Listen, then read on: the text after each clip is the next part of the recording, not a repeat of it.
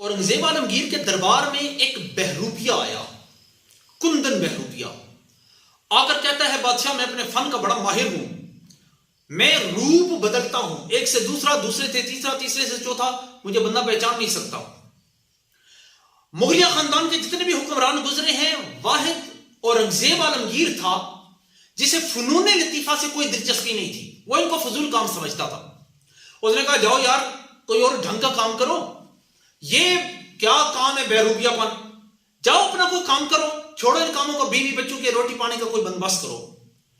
बहरूपिया कहने लगा, बादशाह सलामत, मैं रूप बदलूंगा, अगर आपने मुझे पहचान लिया जो सलूक आप चाहें करें, अगर ना पहचान सके तो आपको मुझे 500 रुपया देना पड़ेगा।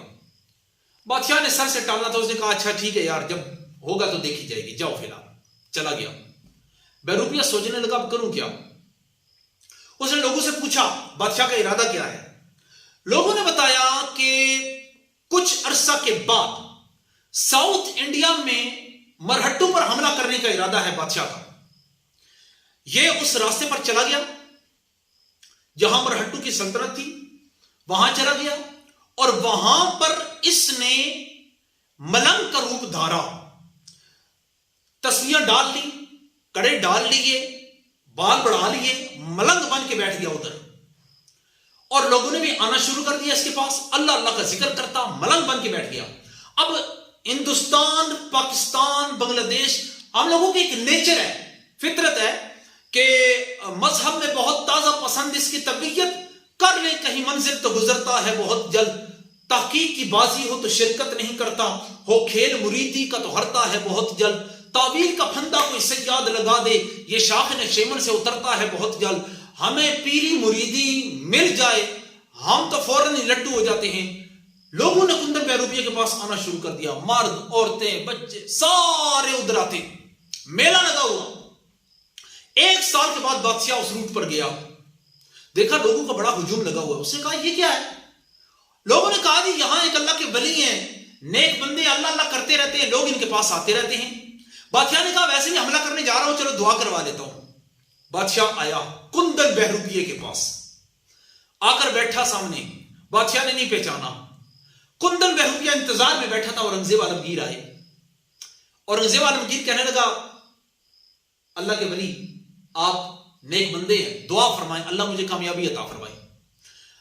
उन्होंने कहा जाओ यार अपना काम करो, मैं का अल्लाह का वली, मैं मजजूब बंदा हूं, ये वैसे ही लोग आ जाते हैं, मेरे अंदर कुछ भी नहीं है, जाओ तुम अपना काम करो, जैसे कहते हैं। उन्होंने कहा नहीं नहीं नहीं, आप बड़े सुने, बड़े पहुंचे हुए, आप दुआ फरमा दें, मैं कल हमला करना चाहता हूं। उस बहरूपिये ने कहा कल हमला नहीं करना, हमला परसों करना और जोर के बाद हमला करना है, जाओ। दुआ की, चला गया।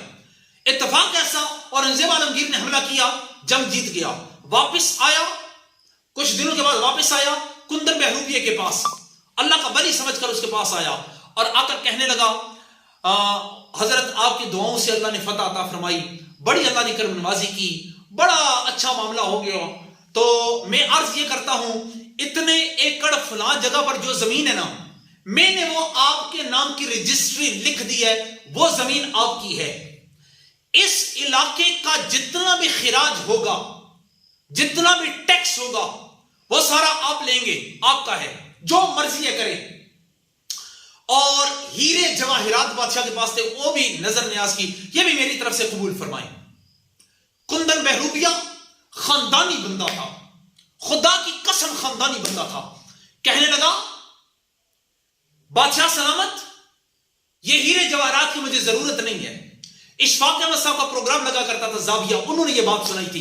कहते हैं कि कुंदन बहरूपिया कहने लगा बादशाह सलामत, इन चीजों की हमें जरूरत नहीं है, ये आपको मुबारक हो, टैक्स भी आपको मुबारक हो, बाकी चीजें भी आपको मुबारक हो, मुझे कुछ नहीं चाहिए, मैं यहां बैठकर अल्लाह अल्लाह कर रहा हूं, अपनी जिंदगी में खुश हूं।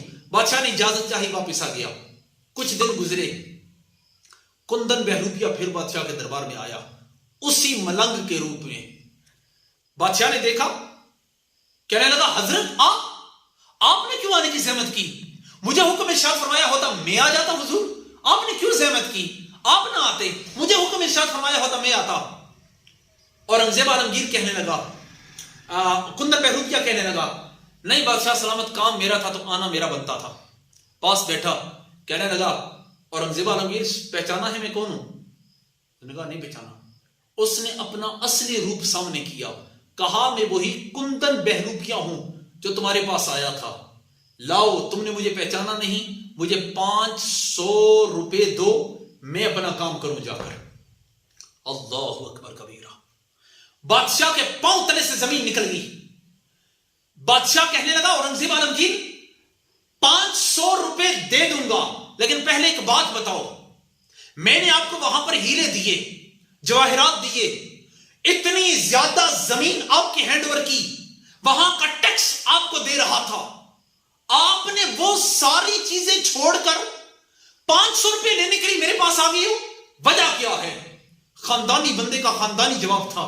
کندر بہروپیہ کہنے لگا بادشاہ سلامت سنو، میں جھوٹا آدمی ہوں، لیکن میں نے جو روپ دھارا تھا وہ سچے لوگوں کا روپ دھارا تھا۔ مجھے شرم آتی تھی کہ میں سچے لوگوں کا روپ دھار کے ان کا نام استعمال کر کے پیسہ کماؤں۔ میری غیرت نے گوارا نہیں کیا۔ میں نے کہا یہ اللہ کے ولیوں کی توہین ہے، جن لوگوں کا میں نے روپ دھارا ہوا ہے یہ ان کی توہین ہے کہ ان کا نام استعمال کر کے میں دنیا کا مال کماتا رہوں۔ نہیں، میرا حق نہیں بنتا تھا، میں نے دنیا کا مال چھوڑ دیا، اللہ کے ولیوں کی عزت کو سلامت چھوڑ دیا میں نے۔ اللہ اکبر کبیرہ۔ بادشاہ بہت حیران ہوا، 500 درہم دیا، وہ لے کر چلا گیا۔ حضرت اس دنیا میں جو شخص بھی منبر رسول پر بیٹھتا ہے وہ انبیاء کا وارث ہوتا ہے۔ جو شخص بھی نعت خوانی کے لیے آتا ہے وہ حسان بن ثابت کا روپ دھار کے آتا ہے، وہ عبداللہ بن رواحہ کا روپ دھار کے آتا ہے، وہ حضرت کعب بن زہیر رضی اللہ تعالیٰ عنہ کا روپ دھار کے آتا ہے۔ علماء کو، نعت خوانوں کو اس روپ کی قدر کرنی ضروری ہے۔ اگر ہم نے ان کا روپ دھار کے اگر دنیا کمانے کی کوشش کی تو پھر قیامت کے دن ہم ان لوگوں کے مجرم بنیں گے۔ اللہ کریم ہمیں سمجھنے کی توفیق عطا فرمائے۔ وما علیہ